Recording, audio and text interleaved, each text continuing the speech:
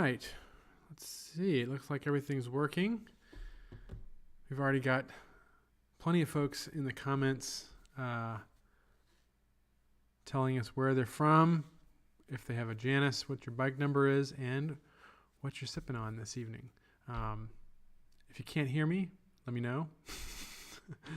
If I can do something about it, I will. If you need to turn your volume up, that's on you. All right.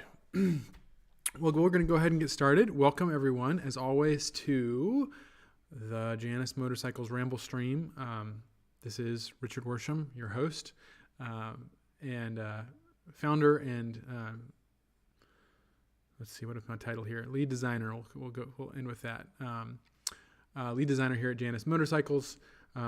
This is our 19th episode. Almost 20 of these Ramble Streams under our belt so far, and I'm still making all kinds of errors.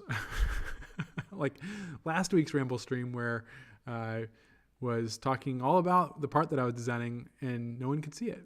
So I've made some changes in the way that I use the software that we use. We use a program called Streamlabs that I can play. I can move the images around on the screen, and I'm going to use it a little differently, so we hope that won't happen again. But anyway, we'll get started. This week, a good old standard, as they say, or as I grew up saying, PBR, and as I made the mistake of saying in Milwaukee, PBR, and the waitress told me, "You mean a Pabst?" So, a Pabst here in the Midwest. Cheers, everyone. This will probably be the last alcoholic beverage I'll have for a while. I'm going on a fast here leading up to Christmas, but I'll join you with tea or water maybe. Let's take a quick look at some comments here. If I can figure out how to make this work. There we go.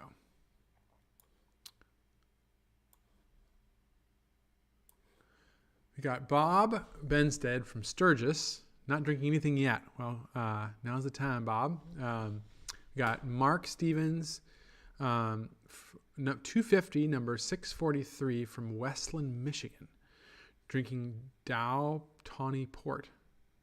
Very nice, sir. Port. I should drink some of that. I have a good bottle of Tawny Port.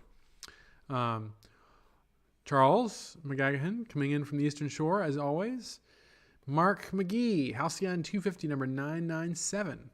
Herbal tea. He's got a cold. I'm sorry to hear that. Hope you get better. Andy. Good to see you, Andy. Halcyon 450, number 120, Allendale, Michigan. Jim Winters, good to see you again, as always. Hello from Indiana Dunes on a rare, mild riding day in mid-November. Yes, I had a lovely ride Saturday, although it wasn't on a Janus. I was out on a bunch of my friends rode on big 650 dual sports, two DRs and two KLRs to be precise. Although all of us love our Janus too. Lovely day though. Saturday was wonderful. Today I rode 68 in, and yes, lovely fall day to ride. Let's see. We got Perry Ford. Hello all in Texas. It's always good to have some barbecue and beverages. Nice. Kelly Chrisman, 450 number 236 here. I was going to say that isn't, you don't have that bike yet. Just got my number a few days ago. Great. Welcome. And welcome to the Janus family, Kelly. Racing the Sun says West Michigan. Nice. Phil Yoder. Hey, Phil. Good to see you. Phil Yoder is a Janus Owners Rally regular, shall we say. 250 number 92. There we go, folks. There's a low number for you from Texas. James Pohl. Good to see you too, my friend. Denton, Texas. We got some Texas folks in here.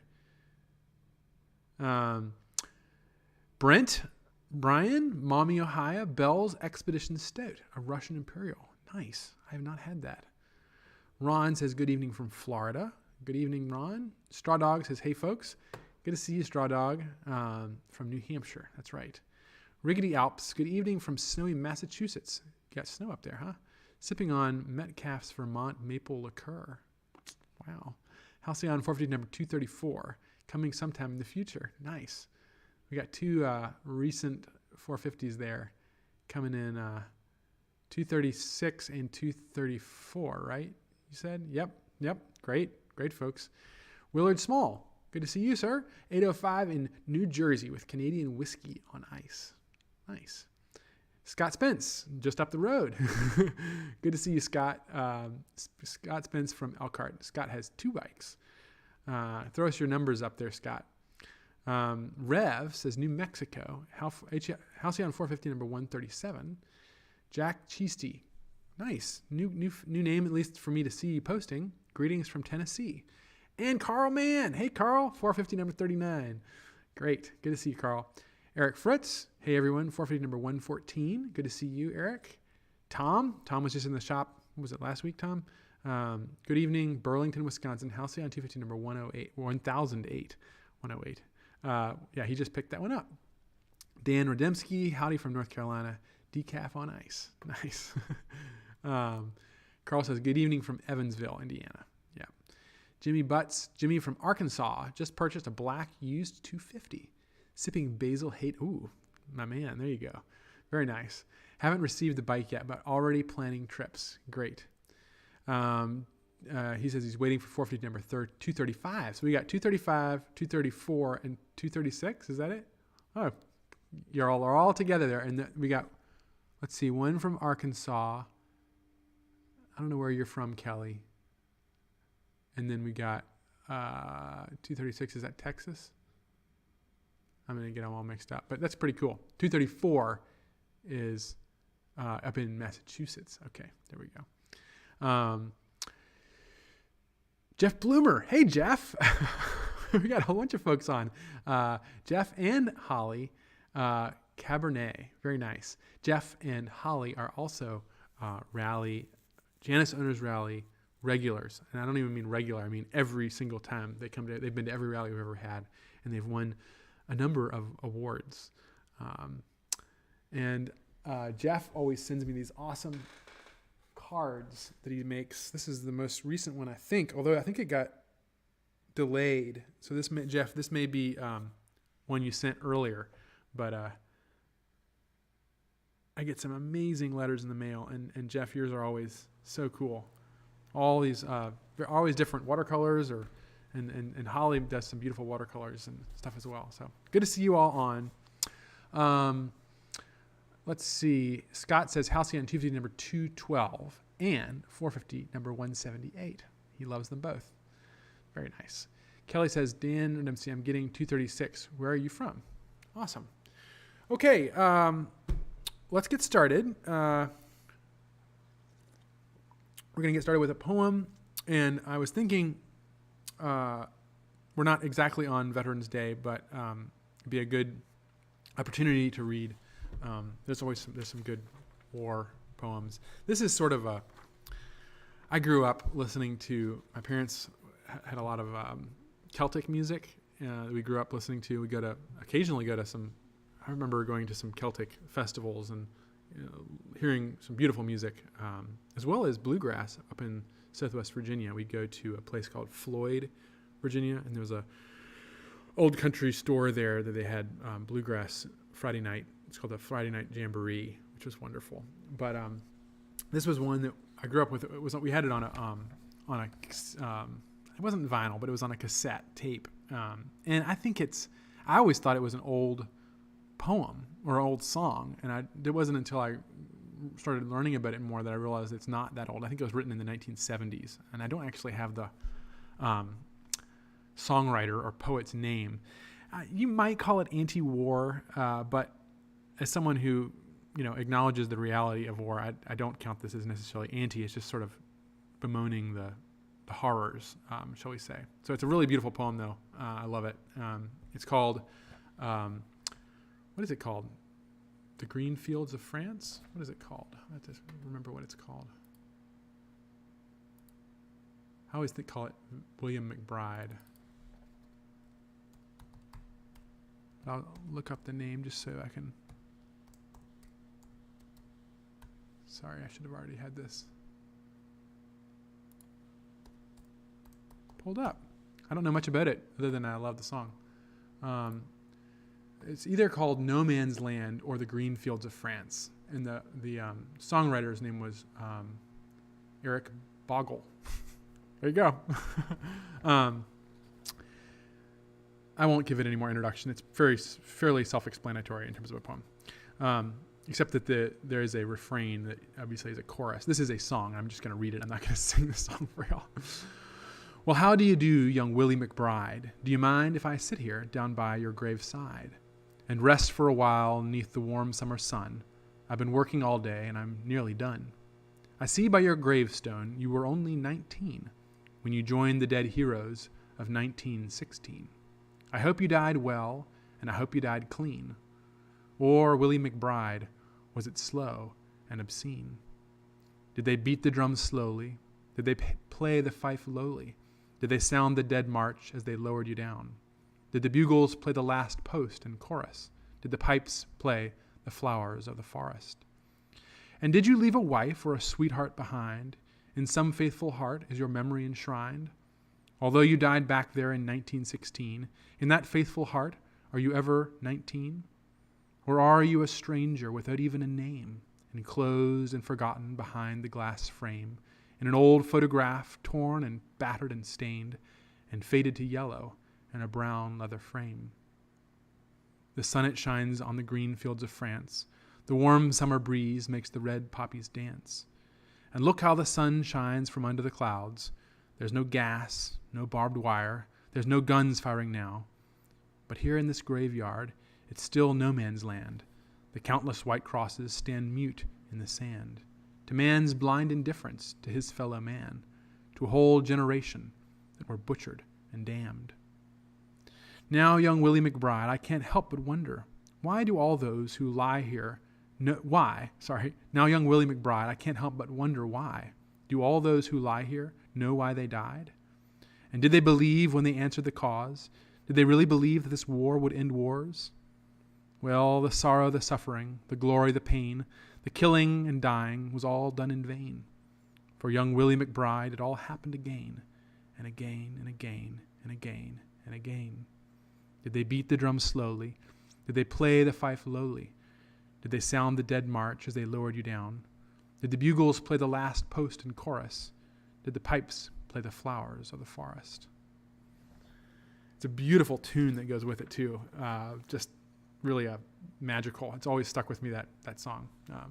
So a little celebration of Veterans Day and those who have sacrificed so much for everything we are able to experience and enjoy today.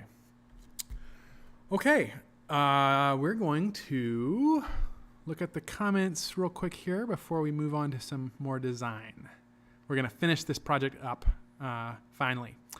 Dan Rudemsky says, Kelly, I'm at Western North Carolina. David Hyde says, hi all, number 387 from Patterson, New York. And Kelly Chrisman says, I'm in Northern Virginia. Bob says, Bob Benstead, 450, number 230, coming soon. Yes, Bob, you're up very, very soon. Grant Waves, good to see you, Grant. Multifarious, he says, hi, Grant, tell them all to like the stream. NW Metalbug, hey, man, how's it going? Halcyon number 162 in Oregon. And James Pohl, as long as we are all drinking, let's raise a glass to those veterans who made the ultimate sacrifice. Absolutely. 3 cheers. Nice. Perfect for Veterans Day, says Mark. Great. Okay. So I'm not going to use the split screen thing that I was doing, and we will make sure that you all can see what I'm talking about when we move to the next screen. So here we go. We're going to start. Let's start by wrapping up finishing up what we started last time, and then we'll move on to the assembly print. So, if you all remember, we were messing around in actually not that drawing. Let's get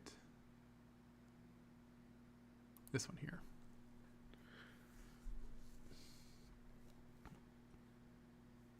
we were working on this print here. So if I remember correctly, we had just released it. If that's right, I think so.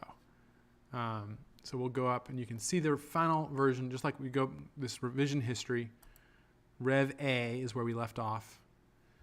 Let it load here for a second, and that is where we ended. You see the flat pattern of the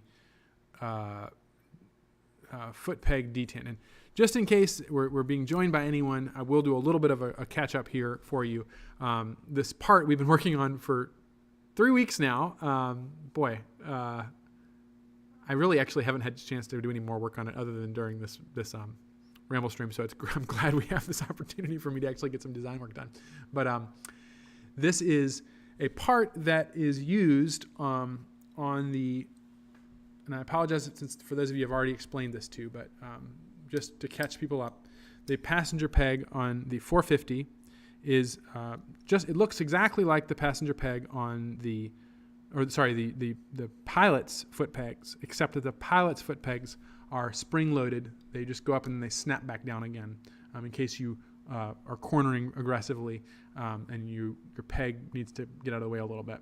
However, the passenger pegs are not used all the time, and so you want to be able to have them down and they're high up so you don't need to worry about clearance, ground clearance. And then when you don't have a passenger, which is in most cases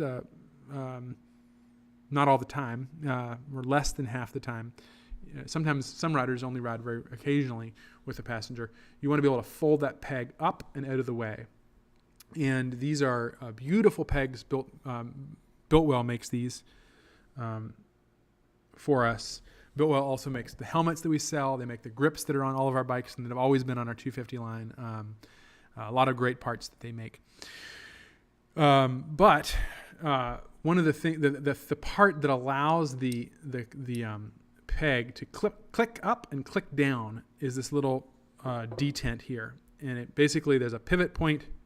Here, I'll show you here.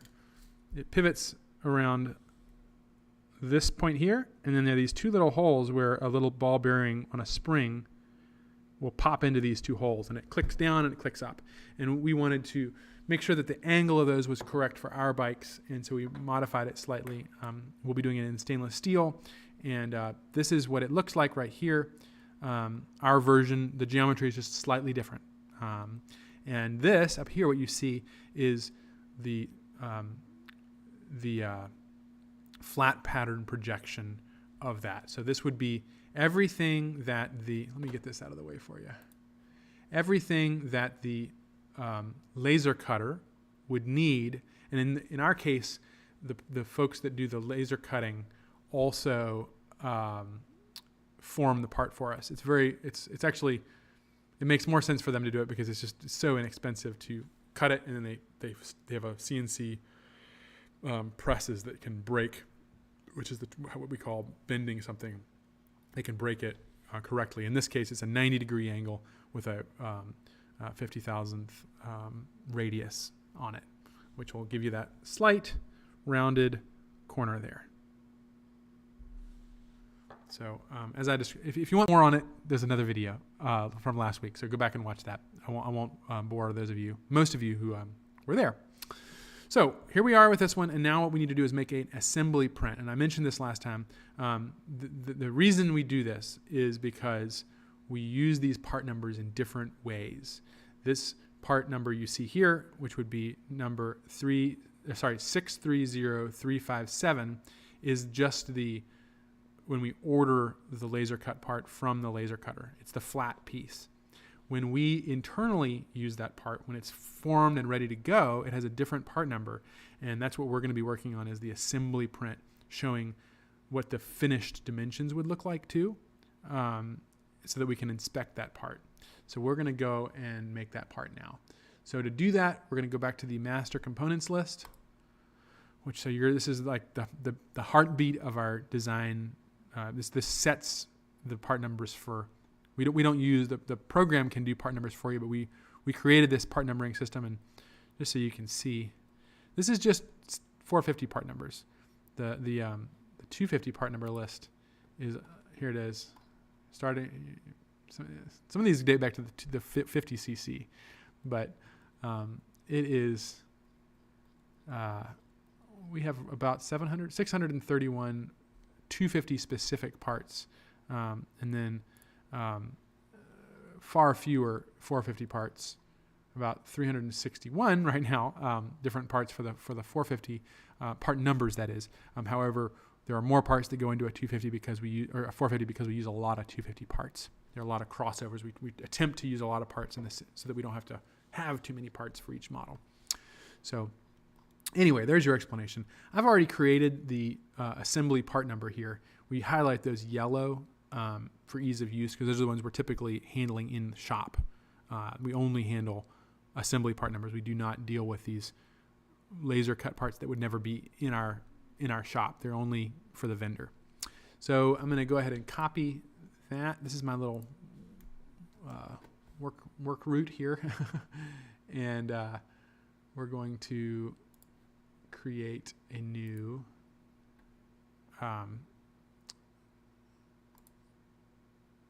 document in Onshape. Here we go. And we're off to the races. So for this one, we don't need the part studio is where you do the design, and we're just going to be importing that part we already designed into this assembly. So I'm actually going to delete the part studio, and I'm going to only have this assembly. And then we're going to insert from another document, and just so you all can see, we'll go into recently opened, and there is that 357 which we just designed. And we're going to pick this little triangle here we only want to be using a released part in here, so with a revision number associated with it. So I'm going to hit that, and that's going to show me that's Rev A. That's our most recent revision, up to date, ready to go. And I'm going to drop it in this assembly, and there it is.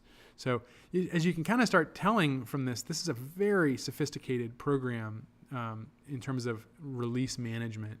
You can really, it's pretty incredible that, like I've said before on the Ramblestream, that two guys using this program, Charlie and I, have essentially, with the help of a large group of other people that did a lot of the, thinking on different parts of it. But as far as documentation, Charlie and I have designed an entire model, the 450, from scratch in this program. It's kind of incredible in a very short period of time. So, motorcycles have been designed from scratch for 100 years, but it was a lot more work went into it prior to things like CAD. If you look at the work of somebody like Phil Irving, the great motorcycle designer from HRD and Vincent, and then on to many other brands, he would have done everything by hand, and they would have had drafting rooms full of draftsmen creating these beautiful hand-drawn prints. And I always had to put my plug in for hand drafting. I was trained. I learned how to draft by hand at Notre Dame. That's what they specialize in, and there really is something to be said for that. I wish that we had the time to be able to do that here at Janus Motorcycles, but this is a powerful tool. It's really, I actually find it, even as much as I love hand drafting, I find this really fun to work with. Much like I find any AutoCAD to be quite an enjoyable experience to design with. It's a lot of fun. You have to be wary, though, of the pitfall of something like this is that you can get sucked into the details. And the beauty of hand drafting is that you can't go, you're always operating at a scale, right? You're always designing at some kind of scale, and that scale, you can't get smaller than the lead of your pencil. The problem with this is that this can happen. There is no scale, and you can get just sucked into these details that really are not important. So you have to kind of keep that in mind. It's a great tool, though. So enough about that. We've got this thing imported. Hit that check arrow. However, it's not located. We have to fix this thing somewhere. So in order to do that, we use something called a mate. I'm just going to go ahead straight to this called a fastened mate, and this is the origin point. So I'll just go ahead and drop it here on the origin point. Let's see if I can get it to do what I want. There we go. And I'm just going to stick it right smack in the middle there. And so now, by mating that, it's a fastened mate. There's a bunch of different kinds of mates. So you can see up here in the corner. I don't know if you can see at the scale that you're all looking at, but there's fastened a revolute, which allows it to spin.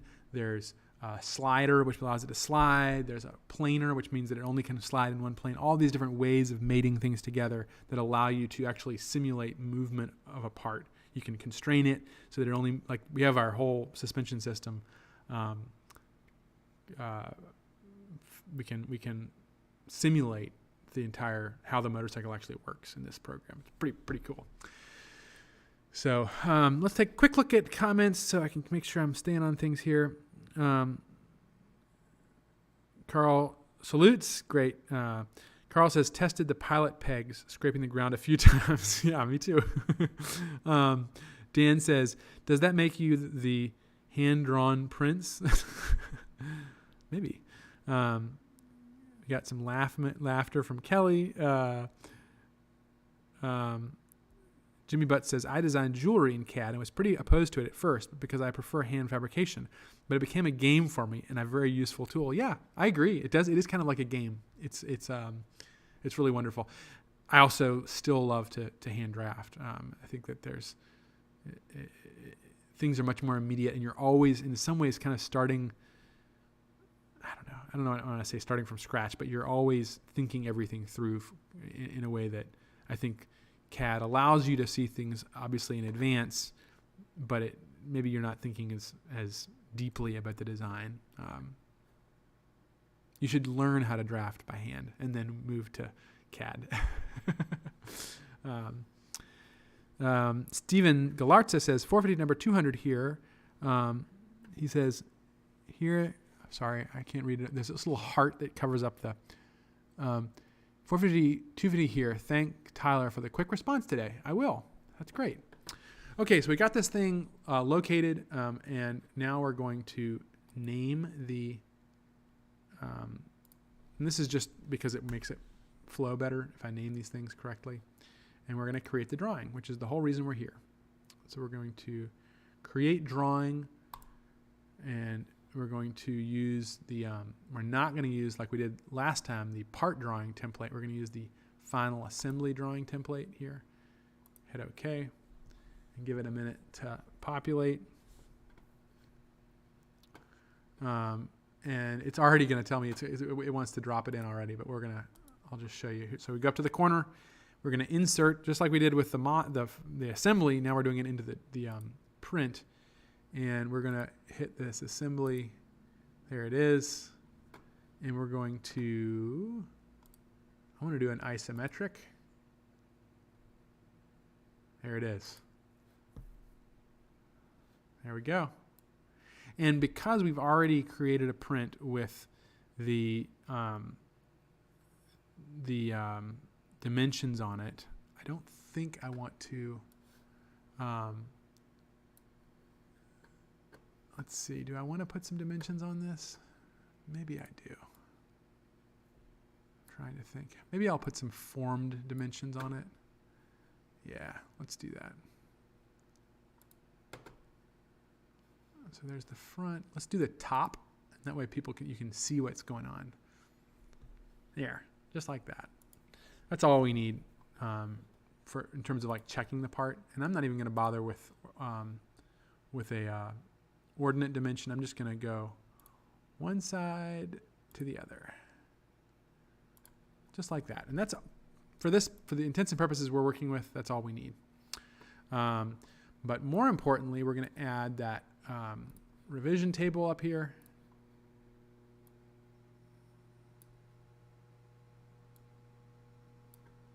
It never slides the way I want it to. Come on. I always do that. No. One of these days I'll figure out what the reason it does that. Oh, come on. There we go.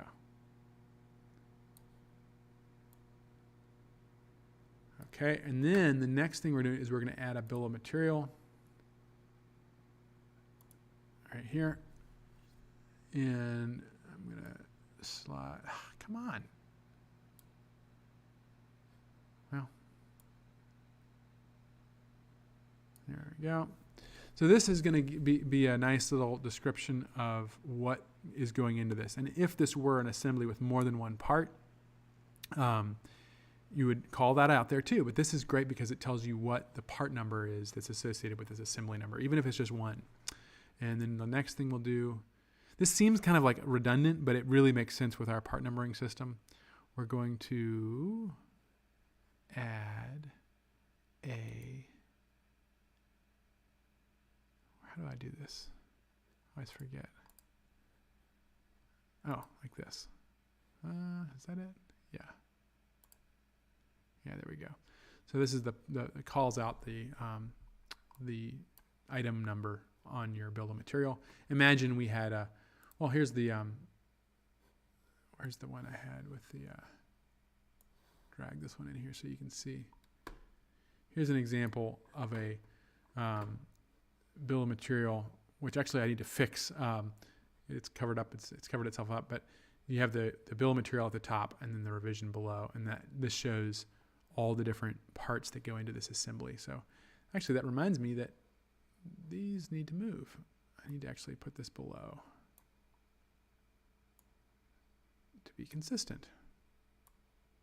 Isn't that handy though? Like it automatically fills out the bill of material and your revision just great. So this is a new part. So we don't need to describe what we changed because we didn't change anything.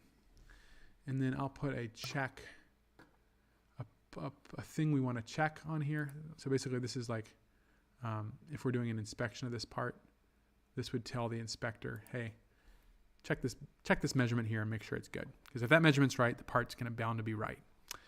And we are done, except I'm going to add the finish down here. And I'm going to say raw because it's stainless steel. And then I do need to make a small correction here because the part number doesn't come through correctly. This is just a peculiarity of the program. I have to get rid of the part number on that. And then add the property here, 630,358.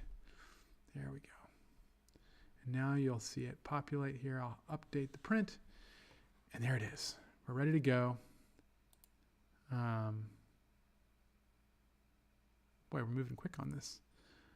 We're going to release. Going to create the drawing part number. If y'all remember, we do the same part number, but we end it with a D for drawing. Rev A. And I always release things and then realize I messed it up and have to obsolete it. I think we're good though. And now we go over here to the revision, select it. And if y'all remember, the revision is the only thing that everything, if you're operating in the main workspace where you're actually modeling the part, it always has that watermark across it. Or I've set that setting so that you can never use this as a drawing. It's the only thing you can ever release to a vendor is a revised part number like this one that has the A. Well, you can see here, the revision number down here, and no watermark. This is a revision. See up here in the corner, it says Rev A. So we export this, and lo and behold, we are finally, Jacqueline will be very pleased that I finally managed to finish this set of prints that would tell our laser cutter. Here's the export. I'm going to do that to downloads. And I like to just kind of format it correctly. There we go. To our laser cutter and former, so that the metal former, so that we can order a prototype set of these, and then we will test it out. And if my measurements are correct and my design is correct, put it into production. If it's not, then we'll go back through this process again, and I will edit the part, and then I'll create under the revision description what I did, and then mark it on the part on the print, and then we'll send another revision, Rev B, back to them, and basically the whole process starts over again. And there are some parts that I'm thinking especially of the speedometer bracket, the speedometer sensor bracket on the 250 and the 450, mainly the 250. I don't know how many revisions I went through that thing, how many different prototypes. It was a lengthy process. So let's take a look at some comments here. Chris Imperial, good to see you, Chris. Any updates on fishtail exhaust for the 450? They are coming along. I actually can tell you exactly where the update is. Charlie has been working on it, and he's developed basically hand-cut cone design, kind of an experimental process, but hand forming them ourselves. We don't do that forming in-house. That is something that our Amish fabrication shop does for us. So he's worked up the rough mock-up and has it off to our fabrication shop, and they're working on the tooling to make those for the 450. And I hope I won't get in too much trouble. I can show you all what it looks like.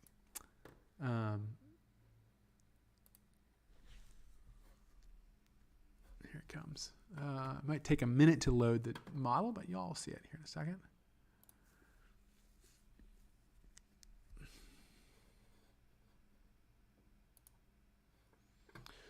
So the challenge with this is that it basically the 450 has rear suspension, and so the rear wheel moves up and down, unlike on the 250. And because the rear wheel moves up and down, unless the model's broken, which it might be, we often have to fix the model. If I can move the rear wheel. There you go.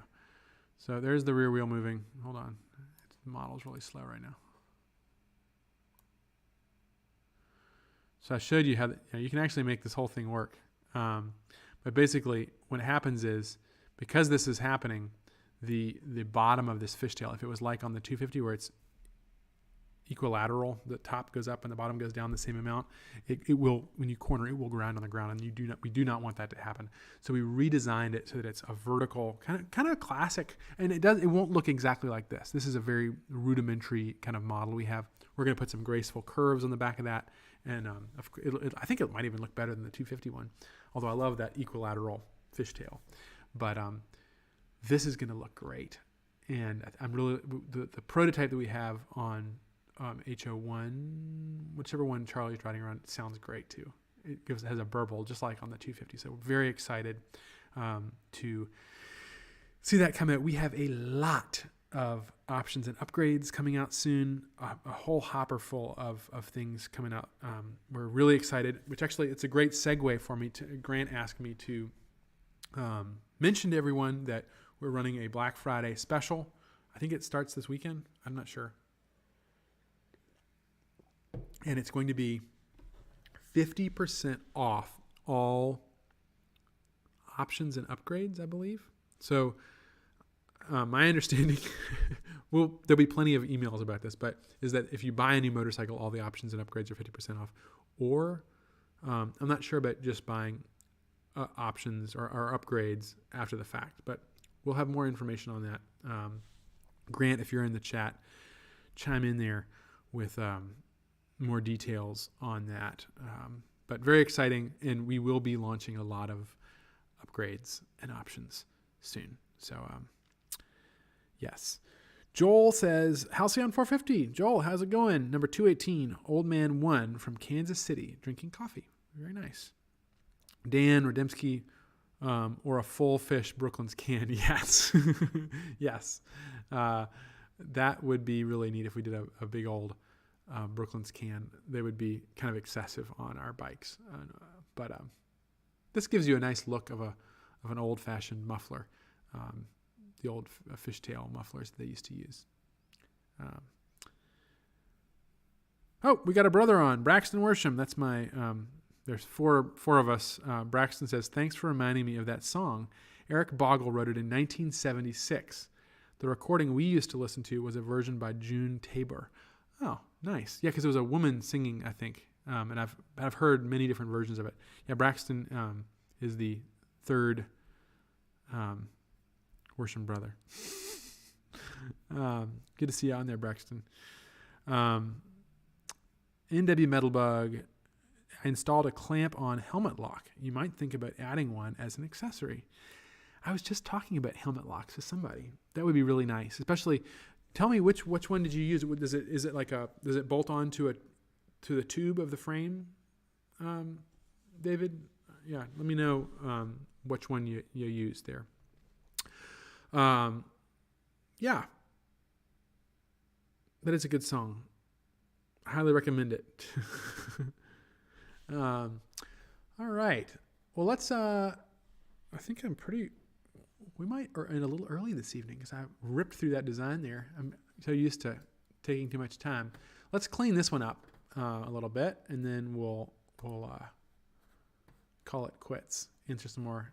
If you have any more questions, by the way, post away. Let me know what questions you have, or comments, or just banter. So the reason that this assembly print, this assembly print is just for this passenger peg bracket right here. This is a part that we make. Let's see if you can see it better. It's the same bracket that attaches the pilot's foot pegs on the bike. However, instead of being attached to a bracket that goes underneath the engine, this one is literally welded to. We use a very nice bolt that we weld it to. And you can actually see the head of the bolt there is what's welded to the back of this.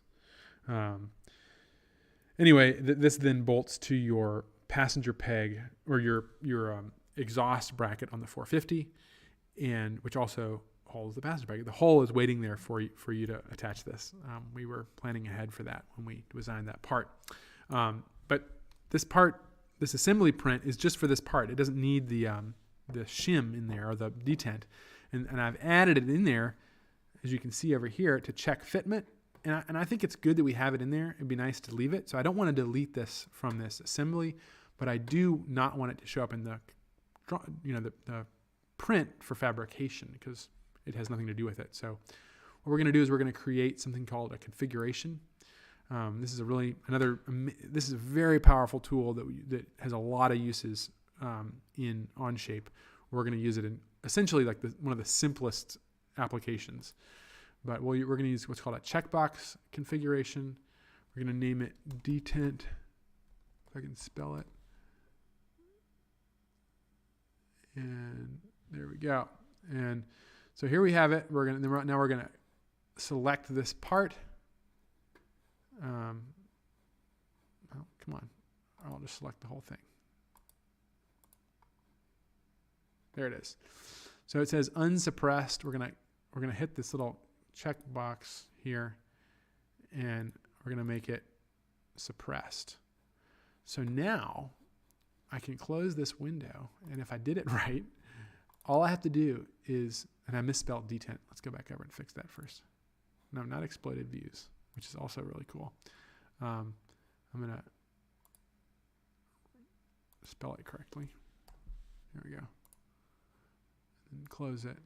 And then up here, there's a little checkbox. Can you all see up there in the upper left-hand corner? All I have to do is click that, and boom, it goes away. And it doesn't just go away here. It's still there. You see it here. It's got a little line through it, so it's suppressed up here. It's still there, on, off. It's still there, and it's all mated correctly. However, when I go in here to the drawing, what I can now do is I can hit this drawing window, and there's a little drop down that says show hide. And if I go over here, no, sorry, I'm doing this the wrong way. Drop down window, not the show hide. That was a different way of doing it. I can do change configuration. So I hit that change configuration, and then it shows me my configuration there, detent. I hit that, hit the green arrow, and boom, gone. And now if I move this down where it's supposed to be, there we have it. Just like it's supposed to be. I might actually clean this up a little bit. I don't like these long tails. And then I can move this guy down, and the other one moves down with it. It's so handy. And there you have it. Oh, you see it's still hanging out down here. So I have to do it separately for this view configuration.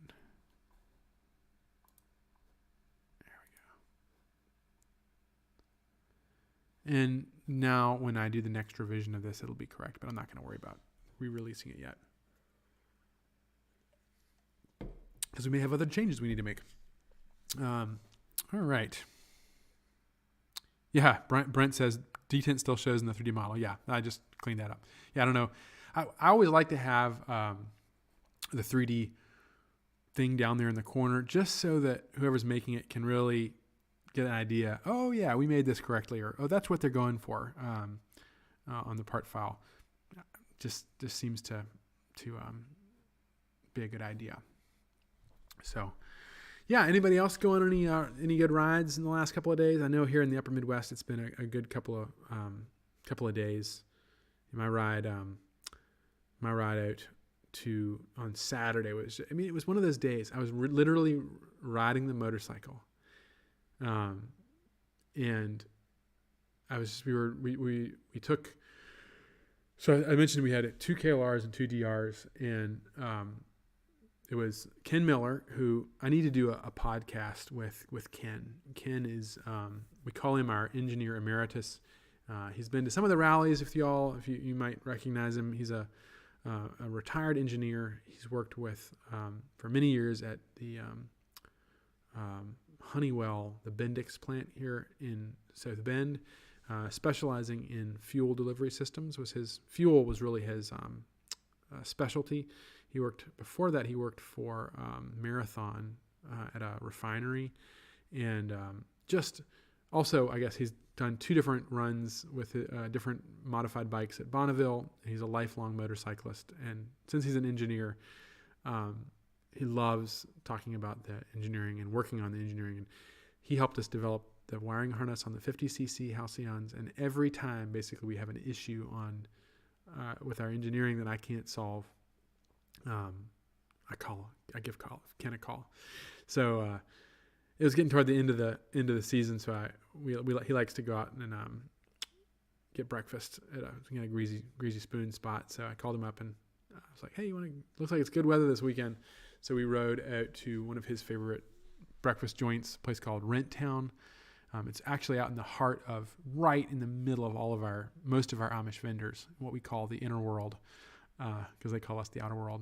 And sure enough, my cell phone signal died as soon as we got near it. Had a great breakfast, but riding out there, you're just going over these little hills and just the cool air and riding with a bunch of other bikes, 3 other bikes. I was just like, I'm happy to be alive. And that's, I was, able to just kind of weave around the road a little bit. And I was just thinking about rambling and how much it really is true, that you can't do that in a car. It's just such a wonderful experience and so exhilarating. It completely set me up. I was hanging out later, maybe the next day, and I was just talking to him. I was like, man, I got out of bed on the right side of I rode a bike. So I went to breakfast. The rest of the week was great. Weekend was great. So, if y'all haven't ridden your bikes, and you live in a place where it's really cold, get them out there. It's well worth it. Well worth it. Confed Yank. Hey, he says, howdy. Confed Yank says, just around town. Yep. Well, I wasn't right. This is probably 30 miles out, 30 miles back, which is a little bit longer than that, but it was good weather. About 50, 40, 45 when we left, 50 when we got back. So we were all bundled up. Confed Yank says, I know I'm late, but at least I made it in time to remind Richard to read Kino's Journey. Yes. Well, I've been thinking about it all week. I've been thinking about, I need to just order myself a copy. Dan says, took the Honda out today, failed horn and failed headlights. Japanese bikes need to up the reliability. I'll fix them tomorrow. I don't know if the Japanese bikes need to fix their reliability. We're all up a creek because they're pretty, as far as I'm concerned, they're pretty reliable. My old KLR, I've never really had much issue with Kawasaki's they're pretty reliable. Hondas, it's when you get into these funky brands that things get less reliable. I shouldn't say that, but yeah, I mean, it is true. Like sometimes the smaller manufacturers have a hard time beating the level of quality that those companies have. Devin Wood. Hey, Devin. Devin's the first Janus employee, now a Harley Davidson employee. Says, yes, please do a Ken Miller podcast. Yes, we need to do that. Devin's worked with Ken a lot and has been party to some great Ken Miller moments. Some of them that we quote to this day. Kid Fed Yank says, that reminds me, I do want to ride the Amish area in North Carolina. Where is the Amish area in North Carolina? I'm from not too far from North Carolina, Blacksburg, Southwest Virginia, and we have some Amish up the valley, but and Mennonites, but didn't know down in North Carolina. Riggedy Alps says, only motorcycle ride I took this past week was to limp the Harley to the mechanic. Positive terminal and then battery melted. Oof. So something's not right. No, or maybe you just need to bolt it down tighter. I've had that happen. Brent says, nice ride yesterday afternoon in Northwest Ohio. Beautiful day. Yes, it was. Chris Imperial says, scroll back up, lol. Missed a question on the status of the 450 service stand. Oh, great. 450 service stand. Let's see, where did you say that? How's the 450 service stand coming along? It is coming along. It is one of our upgrades that we are moving along as fast as we can. So we will. I know that there's a strong demand for that. There's two different routes that we want to take. Obviously, we're not letting one of them slow us down, but one would be one that is on the bike, a rear swing center stand, and the other would be a floor-mounted service stand. So we are definitely working on all that. Thank you for reminding me, Chris. Carl says, riding every day. I know you are, Carl. Carl is one of our customers that racks up the miles, which is great. The other one being Pete Marino, who's actually doing some product testing for us because he puts so many miles on his bike. He's literally our in-house. He is a rolling road. He rolls the road. Carl says, what gen KLR? Good question. Ken has an 87. So the first year they came out, the classic white and blue. And that's what I had. I actually had an 86, which it was the year before they came out, but they started making them that previous year. I had the number 279, and it was stolen out of my backyard, very sadly. And they did recover it like a year later. I heard word that they found it up in Michigan, but I didn't have the heart to. It sounded like it was pretty trashed. But when it got stolen, I did buy a Gen 2. So I have a first year Gen 2, so that'd be 2009, red and black. KLR, which really there's not much different than the Gen 1. A little heavier, a little bulkier, and I do love the Gen 1, the way they look. There's nothing beats a Gen 1 KLR for ugly and cool. Confetti Yank says, Yadkin Valley. There's some other areas Amish and them live, but that's the area known with the buggy warning signs and all. Very nice to ride. Cool. I'm sure North Carolina has some beautiful twisty compared to out here. Eric Fritz says, are you all still finalizing a fix for the 450 exhaust issue? Yes. That is, we're working on it real hard right now. We should have something out very soon. And that's for you, David, too. Have something out to you shortly. Basically, the issue is there's just extreme vibration in those headers coming down from the engine. And we need to stabilize the header as far back as we can. So we've basically, that's actually what one of the things Pete Marino, who's got over 20,000 miles on his 450 this year, has been testing for us with great success. He hasn't broken an exhaust yet, and he's put a couple more thousand miles on it. But he's going through a lot of them. Basically, where the headers come back, and right behind where your foot peg is, we have to hard mount that to the chassis rather than that crossbar, because the crossbar that I designed here on the Ramblestream, it still allows the whole thing to move a little bit. Even though we braced it to the frame, we really need something that's more of a hard mount.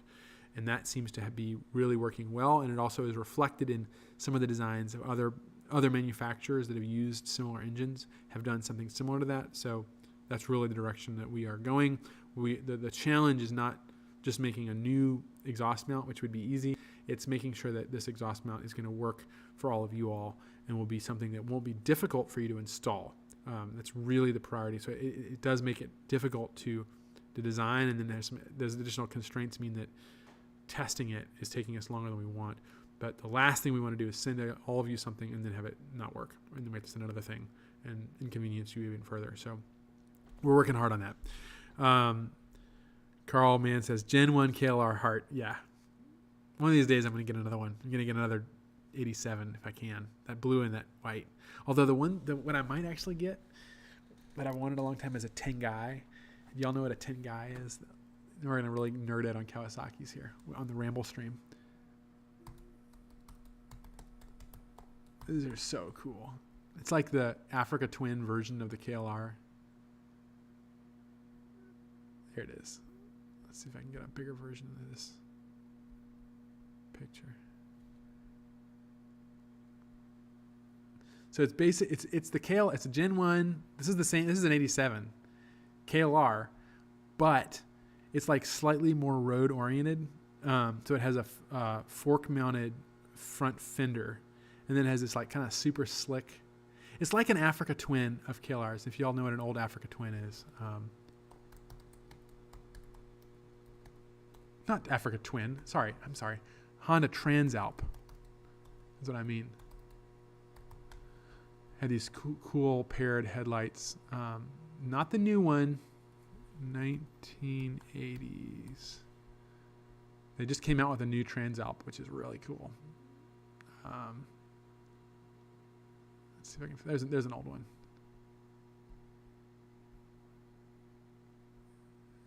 So it's kind of like KLR's version of it. I don't know if it was very. This is the Transalp is a twin, but that would be really cool to have one of those. And it has this cool Japanese kind of kanji logo. I mean, the best would be. I mean, I've got a lot of desires in motorcycles, but that or a Katana would also be really neat. There you go. See, Confetti Yank says, I already ridden Blue Ridge Parkway on my Road King, wishing I had a Janus for it. Oh, Confetti Yank, you need to get one. You need to do it. Dan Rademsky says, do the doohickey. I did mine. Yeah. Ken Miller, the guy we were riding with, has 94,000 miles on his KLR since he bought it new back in the 80s. Or I think he was a couple years old when he bought it. He's almost got 100,000 miles on it, and he's never done the doohickey.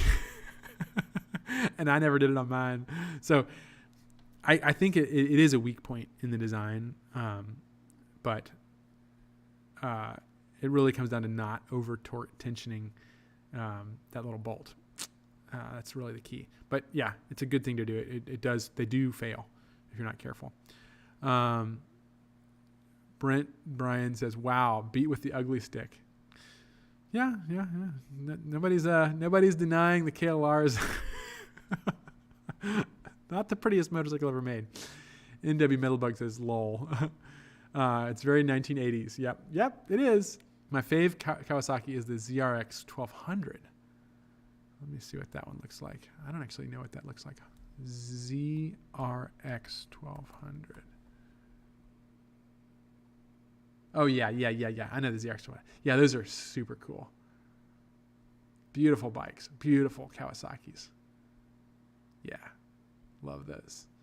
Although the Jeep, what I had that I really liked was the Concourse. We're really getting into nerdy bikes now.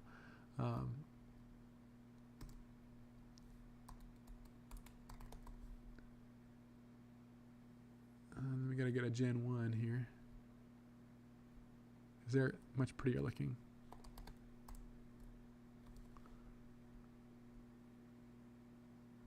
There we go.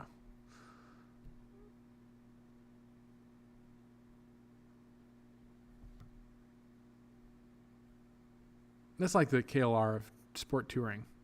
Big old inline 4. Beautiful bike. 100 horsepower. Had a lot of fun on that bike. Let's see what our comments say. My fave Kawasaki. Yeah. Is the windscreen also coming for the 450? Yes, it is. I just met with the local company that's doing the Lexan windscreen for us, shaping it, taking measurements today, sent off the print today actually, and so that one will not be that long. All we have to do is figure out the mounting system. We've done a lot of prototyping already with the aftermarket ones that we've shown on some of our photographs, or I've shown. I don't know if we've shown them anywhere but here. This is where you get all the leaked things here on the Ramblestream. So yeah, it's going to come out soon. It's going to look great, and it's going to really help. That's one of the first things that I felt like the 450 needed. There you go. Actually, there you can see it. Was a windscreen, because when you get above 65 miles an hour, I'm taller. I get pulled back on the bike. I'm like white knuckling the bike because of the amount of. And admittedly, I'm taller and I'm catching a lot more wind, but it actually is kind of uncomfortable for me to ride at higher speeds on it just because of the amount of wind pull.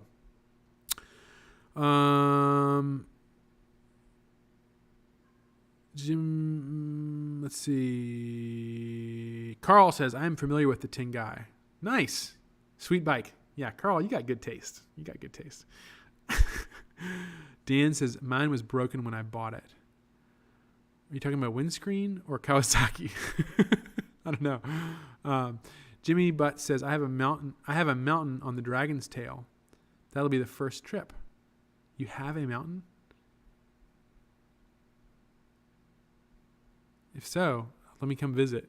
Andy says, it's not as ugly as the TW200. Yeah, TW200 ain't a super pretty bike, but they're fun. It's a great bike to mess around on. Confetti Ink says, I only seen the newer Concourse in person. Yeah, the newer ones are kind of, I don't know, they're kind of ugly. They look like a Hayabusa or something like that. I think they're great bikes. I mean, but the old ones, they told me on the Concourse Owners Forum, they said, oh, you've got the fastest color, which was black with red pinstriping. It was really good looking. In good shape too. I sold it to Ken Miller. He's a Kawasaki guy. So, Tom Leffler says, today's ride was perfect. Great. Confaniac says, will it be just Lexan or a leather retro style, like the one most used for the 250? It's going to be Lexan upper, and then if you've seen the images we did, I shared some images from our trip out west. We used a prototype windscreen that here, let's see if I can show you. Oh, it's already after 8. We won't dig into it too much. But basically, it's going to have a canvas or leather lower. And it'll go around the headlight. It looks fantastic. And so we're going to be doing that. Maybe we'll do it in both. Wax canvas is actually more expensive than leather. So the cost is about the same for either one. I think it'll look fantastic. You could have matching leather for the skirt. It's going to look really good.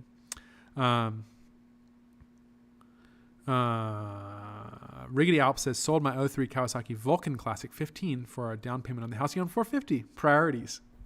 Absolutely. Great priorities you have, sir. Carl Mann says, KLR is not about looks, more bulletproof and nostalgia. Yeah. Although once you really get into KLRs, you start appreciating the looks. It's an acquired taste. Brent says, took my motorcycle safety course on a TW. Nice. They're great for beginner bikes too. Jimmy Butt says, Tamarit is possibly next on my list, if possible. I don't know what that is. Tell me more. Confed Yank says, funny is I will ride my HD without a windshield except for long rides. Yeah, I think some bikes are different. I've ridden bikes without a windscreen at higher speeds and it haven't been a problem. But somehow the 450, I really want that windscreen. And when the one we've ridden, it's just really transforms the ride. It's much improved in my opinion. And I'm not a fan of windscreens typically.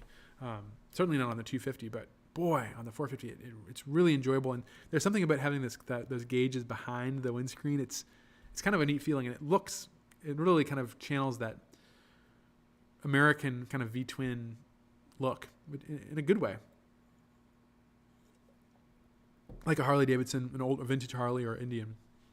Dan says doohickey. Yep. Doohickey is good to do on your KLR. It's a weak point. Carl Mann says Sport Touring FJR 1300. Yeah, I'd get a FJR over a Concourse, a new one at least. The FJR is certainly in the long distance riding. That's actually what Wendy, the woman who won the previous Iron Butt rally, she won it on an FJR. They are phenomenal sport touring bikes. They'll take you on an Iron Butt rally and they won't even blink. Jimmy Butt says yes in Topton. That's awesome. Very cool. I guess your CFO is in Arkansas, hoping we can get some ride time together. Yeah, he is. He's in Fayetteville. Mark would be on here on the Ramblestream, but he teaches an entrepreneurship class on Monday evenings, so he can't ever make it for this. But he's gaining valuable insights for us in the what young entrepreneurs are thinking about. Mark's taught for 20 years. We're very lucky to have him. Yes, I hope that we would all love to come down and ride in your neck of the woods, Jimmy. Confed Yank says, I'll have to see one sit next to my HD to know. Yep. All right, folks. Well, it's 7 minutes past. It's time for me to head home. It's been a pleasure as always, and I'm happy to report that I don't think I've made any technological blunders. So let's count that one for the books there. Confed Yank says, speaking of, DWTT announcement is coming this weekend. Yeah, I think so. I'm ready. I got my tickets. So that's for those of you who don't know. I don't know if they still are accepting raffle. If you can buy tickets, I'm sure they do. If you all aren't familiar, Dale's Wheels Through Time Museum is a wonderful museum in Maggie Valley. If you haven't been there and you're a motorcycle nut, or even if you're not, it's called the Museum That Runs, specializing in American motorcycles from all eras. You can go in and they'll start things up for you. I mean, 1911, whatever, they'll start up for you. And they raffle a motorcycle off every year. I always buy myself 2 tickets to the raffle. This year is I think it's a bobber, a bobbed Harley from the 30s. $10 gets you a ticket. Sign up. It's for a good cause, for a good museum. These museums, I'm amazed they can even survive. So it's for a good cause. NW Metalbug, only other bike that interests me is a Honda Fury. I've heard lots of people really like Honda Furies. That's interesting. Eric Fritz says, thanks, Richard. Yep. Thank you all. Thank you all so much. Hey, Russell. Good to see you, man. Good to see all of you all. Have a good one. Racing the Sun says, thanks, Richard. Great as always. Straw Dog says, hit the thumbs up. Yeah, everybody, like the video, spread the word. It helps Janus, it helps the Ramblestream, and get more people involved. So, been fascinating with Wheels Through Time YouTube channel this past week. Great, good. Knucklehead Bobber. It's a Knucklehead Bobber, everybody. There you go. For raffle. Also, good rambling story. Kino's Journey. Thank you very much, Confed Yank. And David, thanks everybody. Okay, well, thank you all so much. Once again, we've almost broken that 50 number. It's great to see all of you all here. And I will catch you. I will not be here next week. I'm headed out. That's a good announcement to California again, this time for a show called Icons of Design, hosted by Jonathan Ward of Icon 4x4. There'll be a lot of different cool rambling. It sounds like rambling stuff, watches and motorcycles and cars and fun things made by hand. So I'm really looking forward to being out there. If you're in the Los Angeles area, do attend. Put it on your calendar. It's Sunday, the 19th. Yes, Sunday the 19th the Haggerty Garage, Icons of Design, and I will come back. I'll actually be flying back at 7:00 next week. But the following week, I'll be sure to share stories and photos from the trip. We'll do another Ramblestream slideshow. So thank you all very much, and I will catch you in 2 weeks. Later.